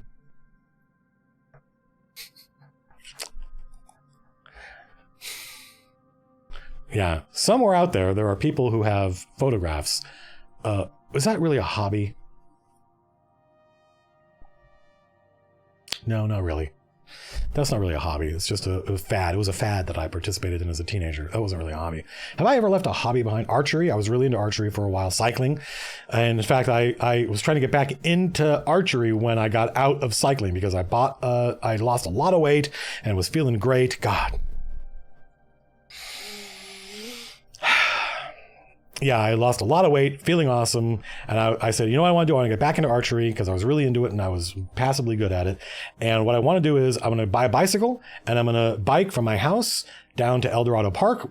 And I'm going to bring my bow with me and I'm going to go shooting. And that's going to be when I take a day off, that's going to be what I do. So let me go buy a bike. And I bought a bike. And like I rode it home. I like took an Uber to the bike shop to pick it up. I rode the bike home, and I followed Google Maps. If you've got your headphones in and you're listening to Google Maps directions while you're listening to music or whatever, Google Maps, if you tell it you're on a bike, it will go, oh, you're on a bike. Well, then you definitely do not want to take this street. Go this way, go this way, go this way. It takes you down all these side streets. There's no traffic, and you're like, this is awesome. And I didn't listen the second day. I'm like, okay, I don't have a bow, but I'm not just going to go buy a bow. I'm going to go see actually how long does it take to bike my ass down to El Dorado Park, because it could take so long that I don't want to do it, or that I have to work up to it and I have to get better at cycling again, because I cycled a lot in my 30s. And so I'm like, okay. And I got on the bike and I went about a quarter of a mile.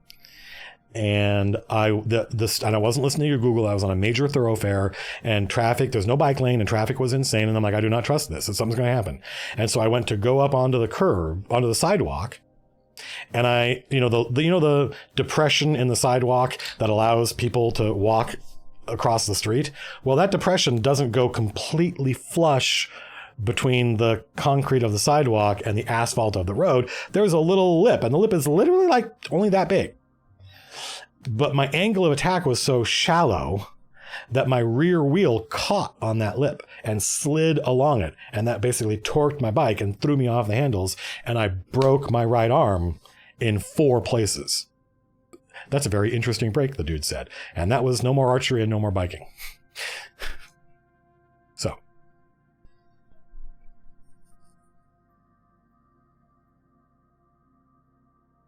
Did Dale ask a question? Oh, that's why I keep looking for Dale. I keep looking for Dale's name. I don't look for Monarch's Factory, so I don't see anything. I've literally never seen a message from her in chat. Was she asking about Dead World Under a Black Star?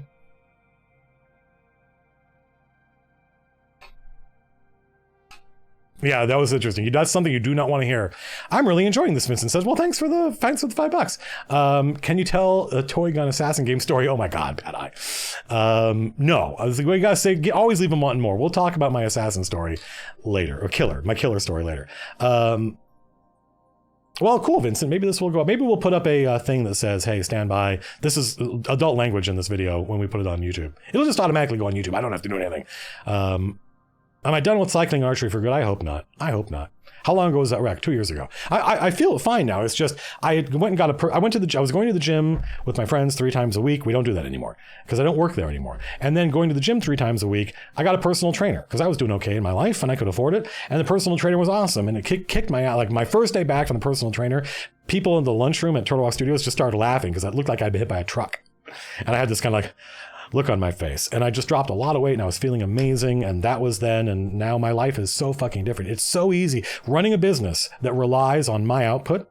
It's so easy to wake up in the morning and be like, I want to go to work and start editing the Player's Guide to Capital and not go to the gym. Dead World Under a Black Star. So here's the pitch for Dead World Under a Black Star. This is how people in chat who have heard of this is why. Any new Eurorack modules? Yes, I just got a Rainmaker, which is going to take me probably a couple of years to figure out. Broke your ankle. Yep, Greg. Because you weren't 15 anymore. No, Capolish. It's not. It's not explicitly. Dead World Under a Black Star is a heat-blasted desert, like salt flat, where it cracks and going to the horizon, and a giant black burning orb in the sky, and a dragon with its wings outstretched, and it takes up the entire horizon. It goes from in our widescreen movie, the wings, and it's facing toward us, and its wings go all the way to the edge, and it's about to breathe on this one lone figure standing on the horizon. He's got a cowboy hat on, and he's got a cloak, and he's got a 6-gun pointed up at the dragon. Dead World Under a Black Star. And it's post-apocalyptic, and it's gunslingers and fantasy, and it's something that I wanted Jason to be engaged with, so it had to have guns in it. And I've not read Dark Tower, Wesley, so no. And so the challenge for me was, why are there guns in this setting on this alien planet? these dragons and with gunslingers. Why are there guns? Who's making these guns? Who's making bullets? Where does this industry come from? This is important to me to understand. And it was like I thought to myself, maybe I couldn't do it. I thought to myself, maybe I can't figure this out. There's no reason to expect I can. Not every idea is good enough. And then I went, wait, there's a mineral on this planet that when the dragons breathe on it, and the dragon's breath is not normal natural fire. When the dragons breathe on this mineral, it turns into something that if you carve into the shape of a bullet and put it in a gun, it will fire like a bullet. And I was like, that's why there's guns. Because it's something you can just go mine with primitive technology and carve. It's not something that requires, 19th century technology to do. That's not true, Bookman Dan. I'm not a fan.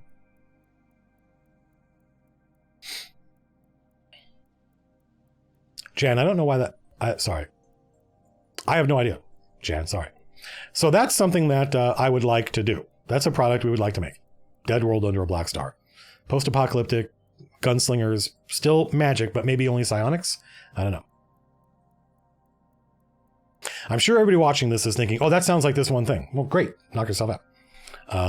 If it sounds like Stephen King to you, go read Stephen King. But I haven't... And something I want to do is... I want to come up with a way. I've always wanted to do this. I want to come up with a way to make...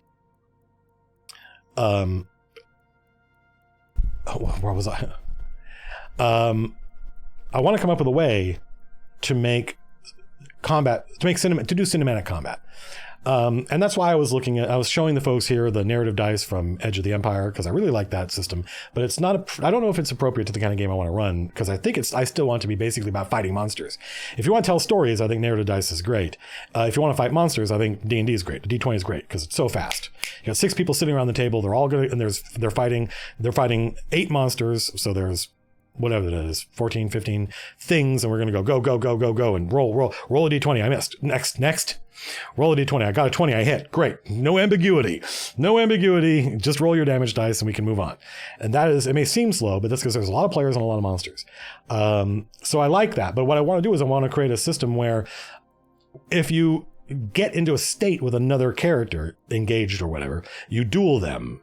And dueling is not like D&D. In D&D, I hit you, you hit me, I hit you, you hit me, I hit you, you hit me. And then eventually, one of us go, eh.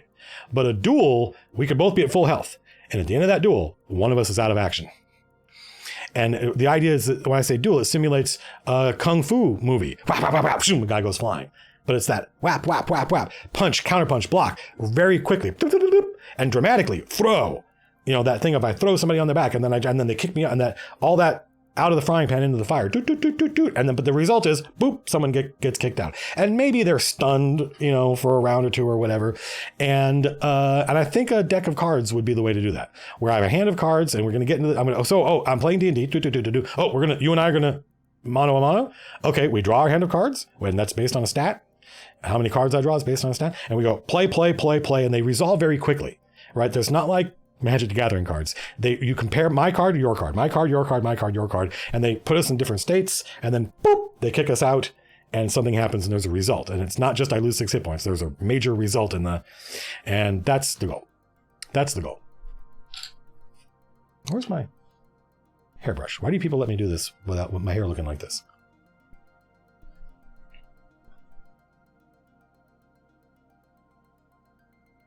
I have no idea what that is, Thomas Stratton. No, I've looked at Exalted. That's really not my kind of game.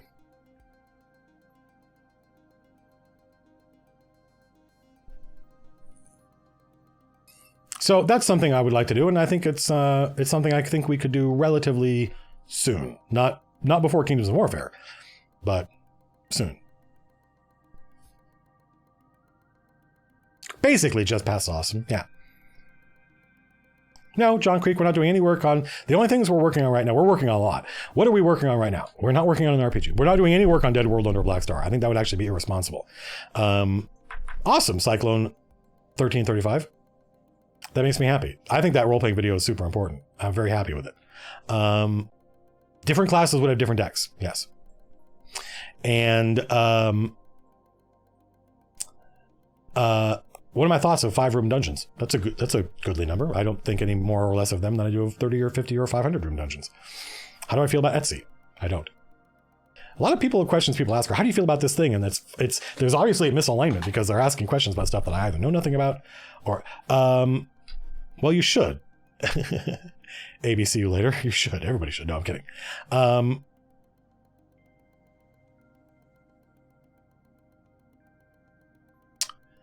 What was I going to say? I was going to say something and I'm completely distracted. I forgot where I was going. Best movie I've seen recently. Certainly The Lighthouse. That thing. Oh, I really liked Jojo Rabbit. I do feel as though Taika Waititi's his inability to close the emotional gap in his stories, which is what people love about him, that I think stopped it from going from like A to A+, but it's definitely a contender for best movie of the year, I think. We did start listening to Hadestown. So we were coming back, a bunch of us were in a car coming back from LA, and I put Hadestown on. I did not engage with it the same way I engaged with Hamilton. Which of Matt Mercer's NPCs am I stealing for the chain?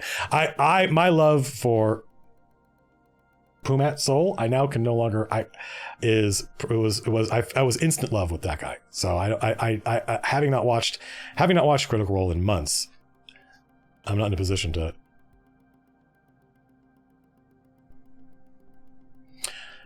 Jordan Enda says, I run a sandbox game. What's a good way not to be overwhelmed? Stick to the rule of 3. They only need 3 options. And they don't necessarily need to know that the thing you end up putting in front of them, like you can put 3 options in front of them that look like 3 options, but we only have one thing ready. And all 3 of these are going to end up with you using this, just reskinning it some way. That's always possible.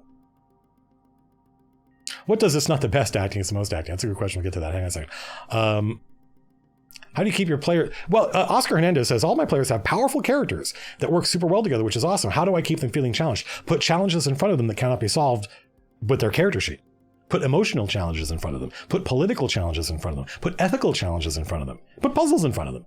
But you go watch the stream where they went into the Aboleth god's mind, and they had to deal with puzzles. The players actually really enjoyed that.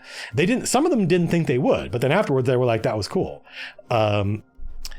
Because I used different puzzles on purpose that required different skill sets. So it wasn't just, oh, this one person who's good at this type of puzzle is the star. Nope. Each puzzle was solved by a different player at the table, and that's remarkable.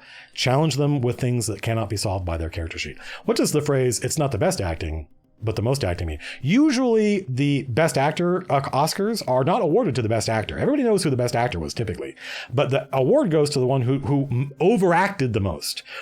So for instance, go watch a movie called Rain Man. Rain Man is a movie starring Dustin Hoffman and Tom Cruise, in which Dustin Hoffman does the same 30-second loop for the entire movie. If you've watched any 30 seconds of Dustin Hoffman's performance, you've seen all of Dustin Hoffman's performance. Whereas Tom Cruise plays a very complex character, a very shallow character, self-centered, who grows and changes and is challenged over the course of the film and is transformed into a different person at the end, and that requires actually acting.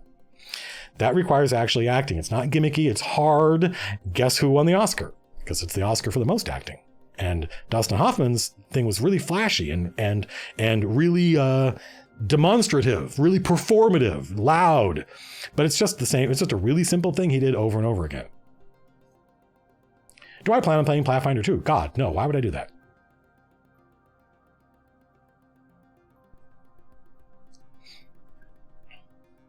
What's the next Discworld-inspired NPC?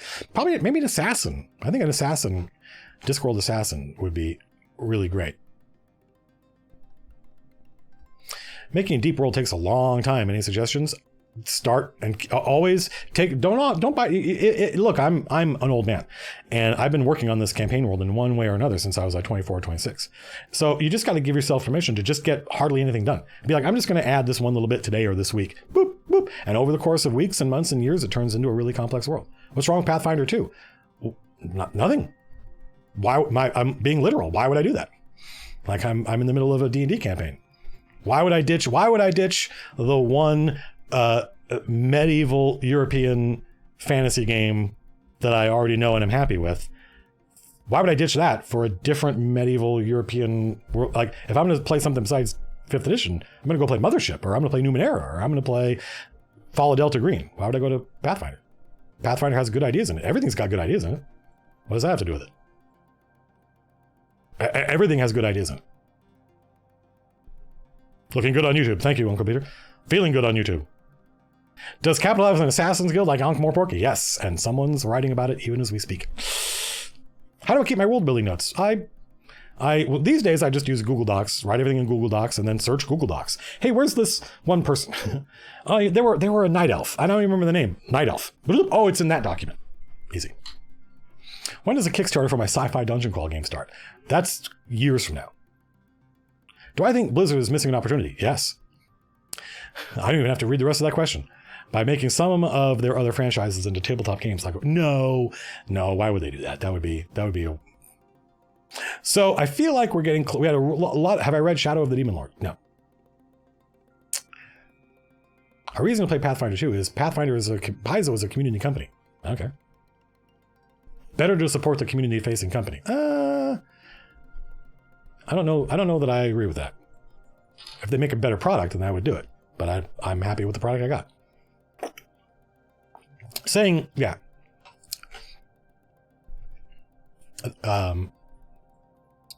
Michael Moorcock's books are being republished. Have I ever done a crossover episode between two campaigns? Yes. Wiggle Speed Turbo. We had my all-time favorite character, Anthony DeVries. That's probably not true. Probably Saket, the Atlantean, and Ottavio de Caserta are now my two favorite characters in my friend Jim's game and my friend Jordy's game. But before that was Anthony DeVries died. He was like 15th level, and that whole campaign collapsed, and everyone was sad. And we were playing in my Birthright game, and one of the DM from that game was in my Birthright game. The Anthony DeVries DM was a player in my Birthright game. And after we were playing Birthright for a while, and the players got to like 11th or 12th level. We've been playing every week for 3 years. I was like, man, Brad, you know what would be cool is if we went back. He really wanted to start playing again, but he's like, I miss that old game. I'm like, why don't we bring those characters back? And he was like, well, because then the deaths wouldn't feel meaningful. And I'm like, well, there's got to be, let's come up with some cool magic item. And he found this thing called the Well of Souls and Greyhawk. And so the idea was that, and we did this, the characters in my game went into Brad's game, and he ran, and we played, and they rescued, and that was a crossover.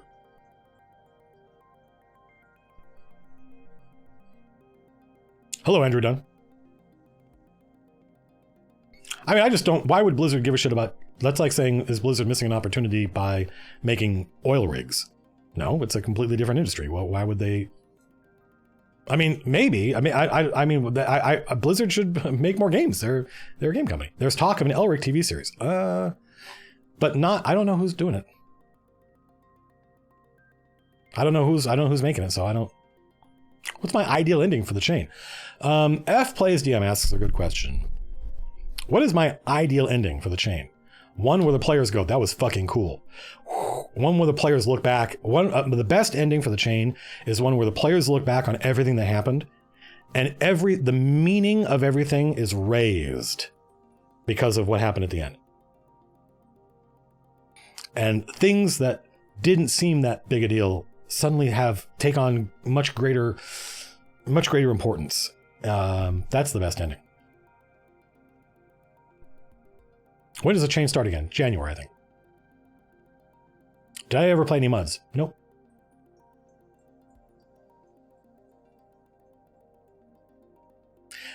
Caroline, people have come up with really, really good, they call them chain sonas. They're chain persona.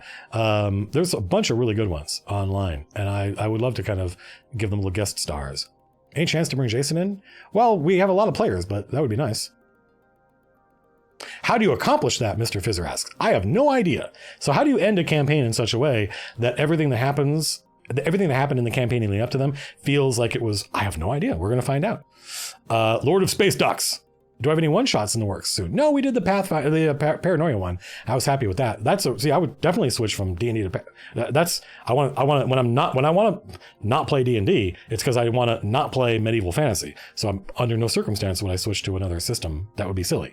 I'm going to go play a different game in a different world with a different fantasy like Paranoia. There aren't any in the works, but we're definitely going to do some. Birthright's a campaign setting. Michael Matasso. It's a campaign setting like Greyhawk or Forgotten Realms. And we're going to do, I thought the next running the game video was going to be the campaign setting video. What is a campaign setting? How are things different now? Because things are very different now in the D&D world than they used to be. Because people don't think in terms of campaign settings anymore. And I think that's a deliberate choice on Wizards of the Coast's part. Or maybe I should say the idea of a campaign setting is distinct from an adventure, which used to be decoupled, isn't really anymore. And that's because they don't want to lose money. But I want to regenerate that idea. I thought that was going to be the next video, but now I think the next video is going to be on downtime. Is there a big difference in live stream size, YouTube versus Twitch? Regardless of there's no way to tell from an example of one. We would have to stream on YouTube a few more times before we had an idea of. Could the chain possibly kill Saint Ajax? Yes. I can tell you this, F Plays DM. Unless the players TPK or unless the party falls apart through infighting and stuff like that, if they continue, they will get to fight Ajax. They may have to fight a whole bunch of other people first, but they will get to fight Ajax. I have no idea what's going to happen. I have none. I don't even know where it's going to happen. I have no idea. We're not there yet. No, I do not, Logan Kelly. Well, I changed my YouTube logo. I don't know. Maybe. Yeah, Circus Maximus is great, but they thought the virtue of the rulebook was how precise it was and how unambiguous it was. And maybe, but good Lord, there is a better way to write it. Trust me, having written rulebooks, there's a better way to... What makes the Sky Elf City fly? Pink Plinky Bits? How would you know? How would your character know that? Yes, Justin, we are about to wrap up.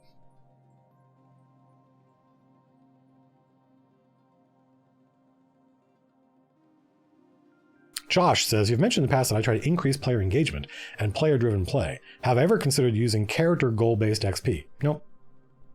No, I think that it should be I don't pay people to play. It should be its own reward. If a character wants to achieve something, and then if a player thinks it would be cool if their character did this thing, then it's my job to make sure that that's possible, then it can happen. And then if they do it and achieve it, that should be, my DM never, you get XP for doing that stuff anyway, because that's adventuring. So, no.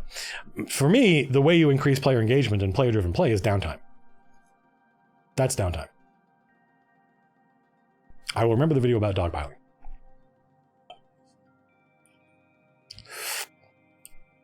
Are the Sky Elves like High Elves? No, the Sky Elves are like Wood Elves. The Sun Elves are like High Elves. Are the campaign diaries making a comeback? Well, not until there's more campaign.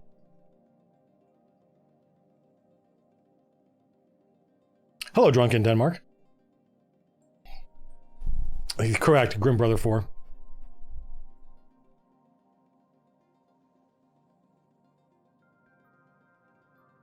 Are the characters like Korsakef the Infinite and Zara Anathema characters in the same timeline of the chain? Yep. Yep. Legally, do I own the chain? Probably. Will I do a recap to catch everybody up? Yes, JM. We are planning on doing hey, we took a break. Let's take an opportunity to bring everybody back together. Back up to speed. Eldritch Knight, slightly underpowered? Yay or nay? My friend EJ played Eldritch Knight, and he didn't seem overpowered to me at all.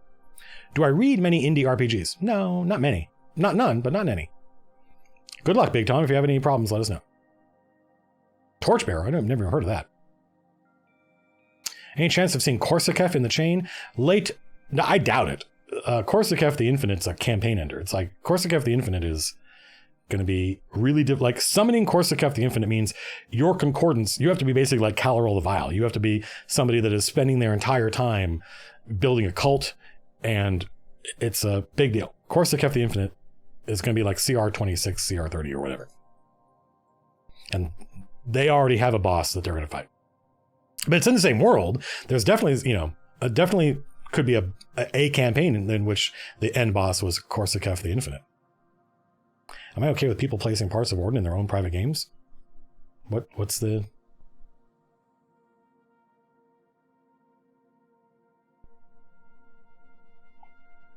D. Holloway? Probably. I don't even know if I would even remember. How much do my players talk to me off stream about the chain? A lot. I mean, pretty much like we usually hang out for about 90 minutes after the chain stream is done, just talking about the game and D&D and how things went. And then half of us all work together. So the next day, it's not unusual. Usually we come in a half day on Thursdays because we're here very late on Wednesday nights. And we'll talk about it Thursday a lot in chat together. We'll go to lunch, talk about it pretty much constantly. Any guest appearances in the campaign? No. So I think we're done. Would I be honored? I'd be happy. That'd be cool. Is the heist still happening? Oh yeah. Oh, definitely. It's definitely going to happen. In fact, my ambition for it has only grown since we stopped streaming. I have a very ambitious idea of what to do.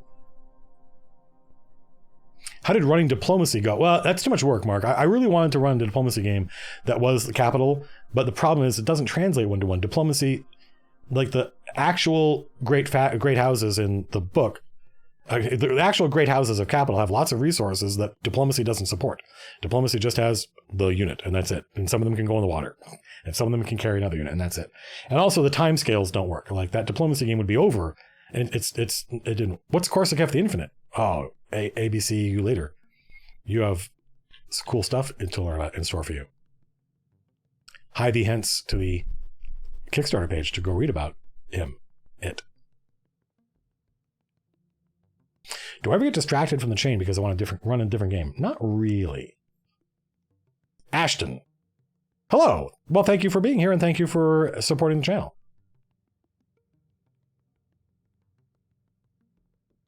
Have I read the Unearthed Arcana class feature variants? No, I don't play D&D. Mark, I don't play D&D enough I only play D&D every once in a while, like Phil's game.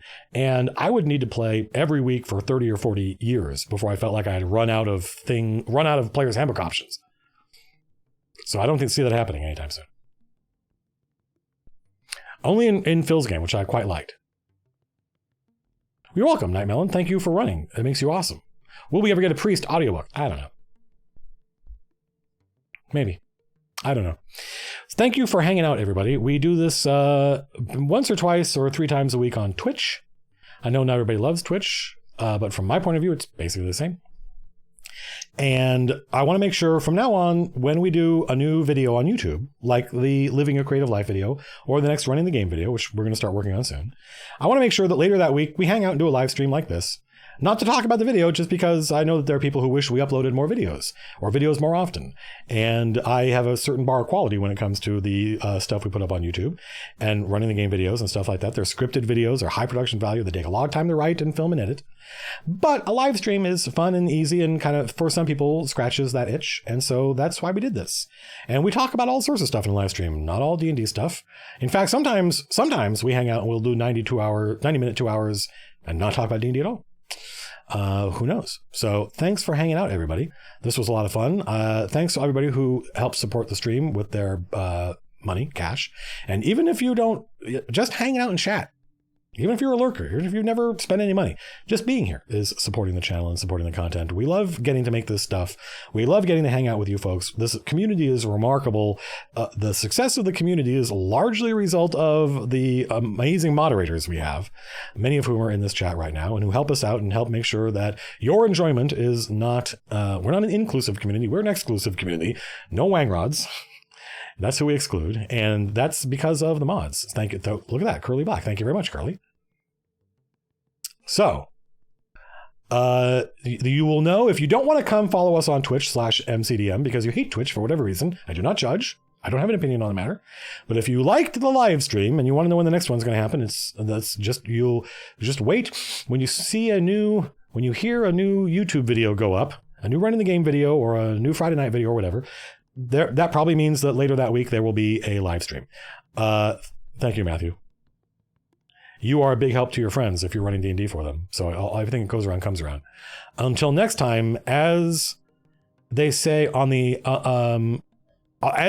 the village, be seeing you.